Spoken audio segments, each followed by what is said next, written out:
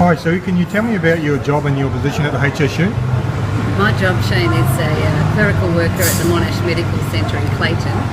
And my position with the HSU is a workplace delegate, where I assist their members in their interpretation of the EBA and disciplinary matters, and help them to understand their workplace rights. But you're not actually an employee of the HSU? No, I'm not. I'm a workplace delegate at Monash Health. And you're part of the Victoria No. 1 branch? Yes, I am. So the HSU is a national union, but in Victoria, for whatever reason, they have 4 unions. That's right. 4 branches. In 2012, the then Minister for Employment, Bill Shorten, put the union into administration, and there were elections held for the Victoria No. 1 branch. At the end of 2012, the election was won by Bill Shorten's supporters in the Labor Party. It was led by Diana Asmar and her husband David Asmar, and Andrew Landiu and his wife Kimberly Kitching.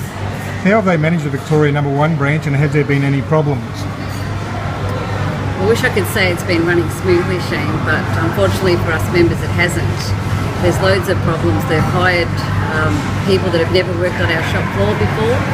They've left us unprotected. They've not been transparent. Their finances have seen them sell the fall short of their finances have seen them sell our building.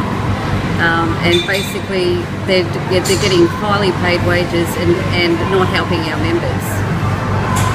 I wrote an article in February this year titled Bill Shorten Supporters Involved in Multi-Million-Dollar Fraud at the HSU, which deals with the 2013 and 2014 financial statements for the HSU Victoria No. 1 branch. I'll quote you some of it to you. I'm not an accountant, but even I can see the evidence of the scams they were running. For example, wages in the 2013 financial year were 1.8 million and blew out to 3.4 million for the 2014 financial year. This is a massive increase of 1.6 million, and consistent with the fact that we knew that Asmar and crew were employing Labor Party and union cronies to work at the union. In practice, they did very little work except to collect their pay. Prime example would be Kitching, who was employed as general manager on a package of $120,000, yet did very little, if anything. She has since left, and I understand trying to avoid the criminal charges that were recommended against her by the Royal Commission.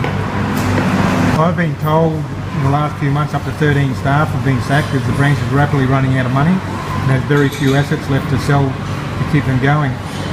Do you have any comment to make about that?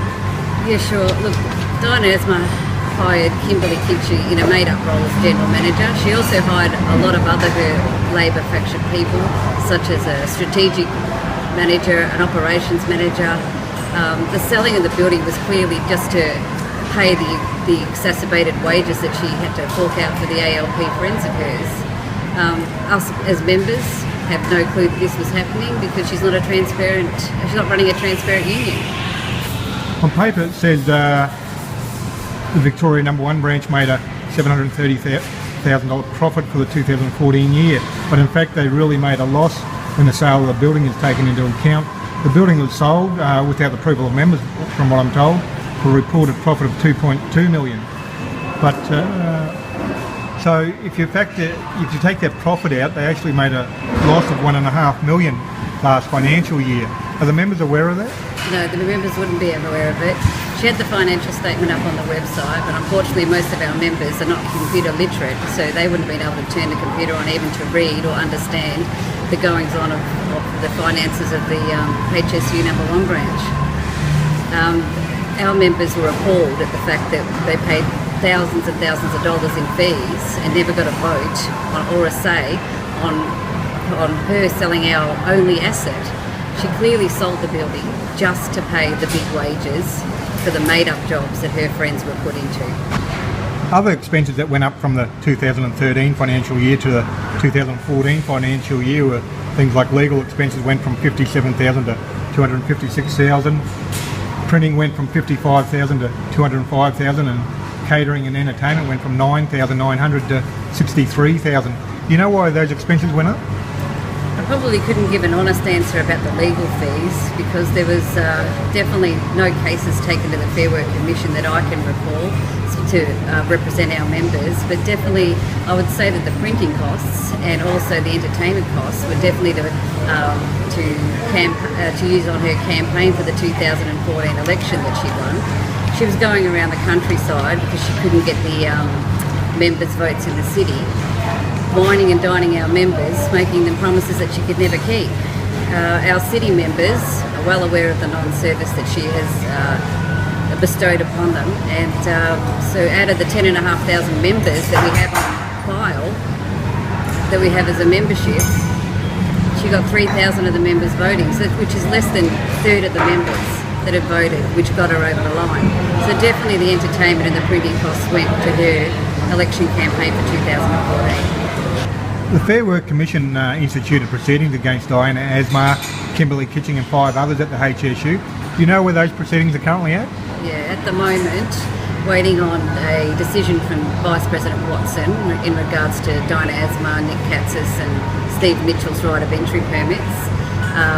There are 3 others that have already had their right of entry permits taken from them by the Fair Work Commission. They've been found guilty of not completing their own right of entries, which would mean that they can't step into workplaces and assist our members with any workplace issues. One of them being David Eden, who is the Assistant Secretary of the Union. So for me, he's a fit and unproper person to be even in that elected official position as he stands right now. However, he's still on the books. He's still getting a big wage, a wage that's probably at least triple the amount of the average wage earner of the HSU members that are lowly paid in our organisation. Dyson Hayden, who's the Commissioner for the Trade Union Royal Commission, recommended criminal charges against Diana Asmar, Kimberly Kitching and 5 others as well. Do you know what's happened there, 1? And 2, can you tell me what action the HSU National Committee has taken? I was actually at the Royal Commission in Sydney asking Miss Asmar at the time when she was going to inform our members of why she had to face these charges in the beginning and why she would have to appear at the Royal Commission and be investigated. But she, of course, wouldn't answer. That's her style. She doesn't think it's the right thing to do to inform the members because that will bring discredit to her name. She wouldn't have any credibility amongst the members. Had she had done that last year, I'm sure she wouldn't have got voted back in the way she did in 2014. Our members are kept in the dark as to what the goings on are the Royal Commission. So we're just waiting now for the investigations to be taken in by the police. What action has the HSU National Committee taken? At this stage, none at all. I've spoken and have emailed Chris Brown, the National Secretary. He seems to think that they're an autonomous branch, yeah, thanks, and that his hands are tied. He's a fence sitter as far as I'm concerned. He doesn't approach her and try to address any matters that I email to him or address anything that goes on in their branch. So the HSU National Council sat back and did nothing when Michael Williamson was ripping it off millions for 10, 15, 20 years. They were doing nothing when all the evidence hit the media in relation to Craig Thompson. They don't seem to take any action when they know there's massive fraud going on, massive corruption. Is that disappointing for the members? It's very disappointing for the members because who do we have to go to? We can't go to Diana Asmar because she's the one that's in the thick of it all. We can't go to Chris Brown because his hands are tied and he doesn't want to help us. Our members are left out in the dark and unprotected. The people who are currently running the HS Victoria No. 1 branch, Diana Asmar, David Asmar, Kimberly Kitching, Andrew Landrieu, they are all Bill Shorten supporters and part of his faction within the Labor Party, the Labor Unity faction in Victoria. Are the members aware that he's got his fingerprints all over the fraud and corruption going on there? No, the members aren't aware of any of that. Like I said, they're kept in the dark. She's using our union and our union members' fees as a political stepping stone for her career. Bill Shorten would be 100% aware that the fraud's going on there because everyone else knows. But he's taken no action. He's actually the one who put them in the administration and then allowed them to run for an election and get elected and then sort of plunder the branch and has taken no action. Yeah, that's my understanding. I mean, I've been watching the Royal Commission closely and I can see that Diana Asmar has got money from the AWU members from Caesar Milham and to the tune of at roughly $250,000, just so that she could get over the line to take back the HSU to help support Bill Shorten in his quest for the leadership. Do you think Bill Shorten should take some action now? He's the national leader of the Labor Party. He could influence the unions for sure. They're one and the same. If Bill Shorten was a decent man, he would suggest again that our union be put into administration, given that Diana Asmar and her friends from the ALP that she's employed have had criminal charges pending against them. These are fit and improper people that shouldn't be running our union.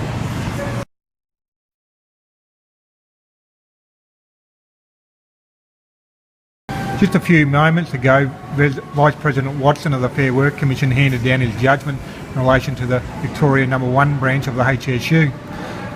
In that judgment, I've just had a quick look, and it says that Diana Asmar and Kimberly Kitching gave unreliable evidence and untruthful evidence while they were in the witness stand under oath. Do you have any comment to make about that? That's no surprise there, because it reinforces the decision from the Royal Commission to recommend criminal charges for Diana Asmar and Kimberly Kitchen. Having said all that, and on the back of all this, these people are now deemed fit and improper, especially Ms Asmar, given that she's an elected official, and hopefully Chris Brown, the National Secretary of our union, will do something about her and make her stand aside. At this point, he's done absolutely nothing. Would that be true to say? That's true. He says his hands are tied and it's an autonomous branch. But given he was in the thick of it with Williamson and did a whole lot to make him stand aside, I'm sure he can pull some sort of rabbit out of a hat and get rid of Asmar and make our union run the way it's supposed to. It's very powerful by Vice President Watson of the Fair Work Commission, because that's now two judicial officers who have found Asmar and Diana Asmar and Kimberly Kitching have basically perjured themselves under oath. Once at the Royal Commission and again at the Fair Work Commission. This is just the kind of people that Bill Shorten has endorsed and put into our union, and this is the way they operate. Well, it's well known that Kimberly Kitching and her husband Andrew Landy are very good friends with Bill Shorten. They talk on the phone all the time, and they go over to Bill Shorten's place for weekend lunches, etc. That doesn't surprise me either. As far as I'm concerned, they're just using our members and our union as a political stepping stone.